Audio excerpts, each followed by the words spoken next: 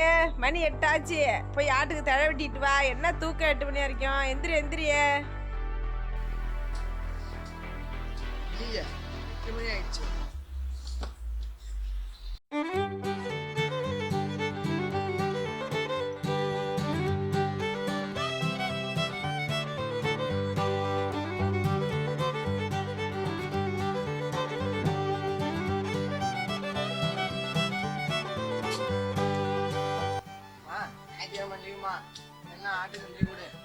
இன்னைக்கு ஞாயிற்றுக்கிழமை லீவுன்னு தானே தம்பி சொல்ற?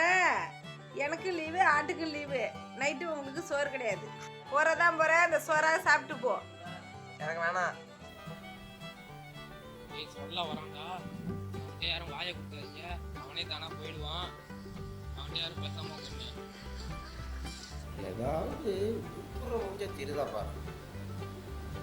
கட்டை வேற இந்த இடத்துல கட்டி போட்டான். டீச்சா போதும். 4-5 பேர் இந்த கட்டையில் உட்காந்துக்கிறான். அந்த கட்டையை குட்டி எடுத்துக்கிறான்.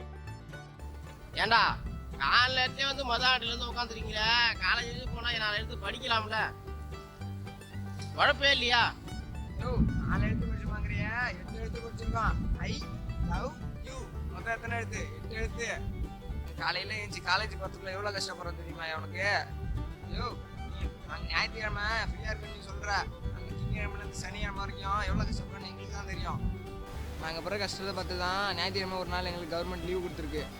காலையில் காலேஜ் போகிறதுக்குள்ள பஸ் ஸ்டாண்டில் இருக்க பிள்ளையோ, பஸ்ஸில் போகிற பிள்ளையோ, காலேஜ் ஜூனியர்லேருந்து சீனியர் வரைக்கும் எல்லாத்தையும் கரெக்ட் பண்ணுறாங்க. எவ்வளோ கஷ்டப்படுறோமா? அதில் இது இல்லாமல் ஹெச்ஓடி சமாளிக்கணும், பிரின்சிபலை சமாளிக்கணும், கிளாஸ் டீச்சரு.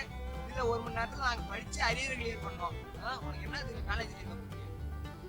என்ன உன் பிள்ளைகிட்ட கிட்ட பாரு, இந்த பாயில் உன் பிள்ளைய கரெக்ட் பண்ணி எப்படிலாம் கஷ்டப்படுறானோ உன் பிள்ளைய கிட்ட போயிருப்போ.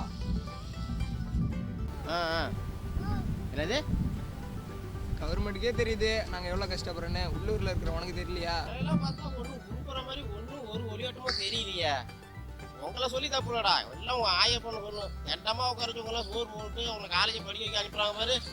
எல்லாம் அவனை சொல்லணும். காரணம் இதெல்லாம் எங்கே உட்பட போறீங்க? எங்கேயா போய் தொலைங்க. நீ சடோன்னு அதனால தான் ஒளிவட்டம் தெரியல. சாயங்காலம் வா, கரண்ட் வந்துடும், அப்புறம் தெரியும் ஒளிவட்டம். ஆமாம், நீயும் மௌனும் போய் வீட்டில் நிப்பாட்டி வச்சுருக்க ஃப்ளைட் எடுத்து ஓட்டுங்க. நாங்கள் இங்கே வெட்டி தரமாக உட்காந்துருக்கோம். அதில் ஒரு ஃப்ளைட்டில் டயர் பஞ்சராக இருக்கும் சொல்லி தானே நாங்களே சைக்கிளில் தலையாட்டி எடுத்துட்டு போகிறோம். உங்களாட்ட வெட்டி தரமாக குழப்பம் ஓட்டுறோம். நீங்கப்பா நம்ம போவோம். எங்களுக்கு இந்த கட்டைனா உங்களுக்கு அந்த கட்டை. போய் உட்காரு, வேலையை பாரு போ.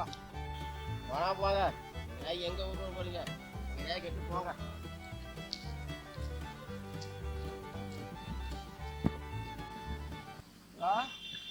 எங்கடா இருக்க?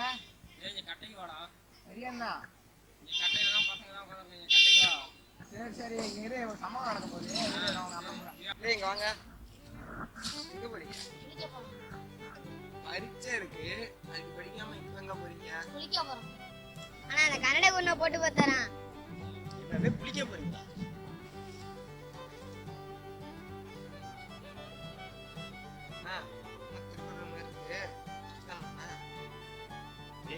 காலேஜில் உனக்கு சீனியரா என்ன படிக்க சொல்கிறேன்? காலேஜ் படிக்கிற உனக்கே தெரியல, ஸ்கூலில் படிக்கிற எனக்கு எப்படின்னா தெரியும்? நாளைக்கு என்ன எக்ஸாம்பா? தமிழ் எக்ஸாம் தான். என்ன போட்டு படி? கற்றதுனால ஆய பயனின் போல் வாழறிவன் நற்றாதோடால் எண்ணி. படிச்சுல என்ன அர்த்தம்? படிச்சிய ஏதாவது தெரிஞ்சுதா? சிறியவர்கள் கேட்டு பெரியவர்கள் தர வேண்டியதால் அவர்கள் பாவம். சிறியவர்கள் கேட்டு பெரியவர்கள் தர வேண்டியதால் அவர்கள் பாவம்.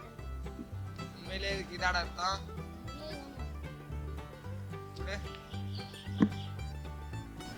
கரெக்டாக தான் சொல்லியிருக்கீங்க போல இருக்கு. நான் இந்த கண்ணாடி கேட்டேன்ல. எடுத்துட்டு போங்கண்ணா.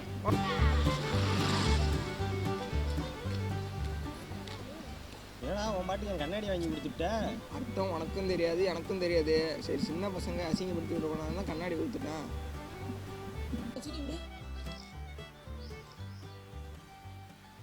அதை எடுத்துங்க.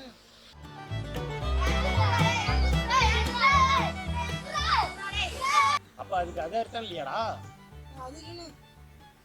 அப்ப அந்த கண்ணாடி down the street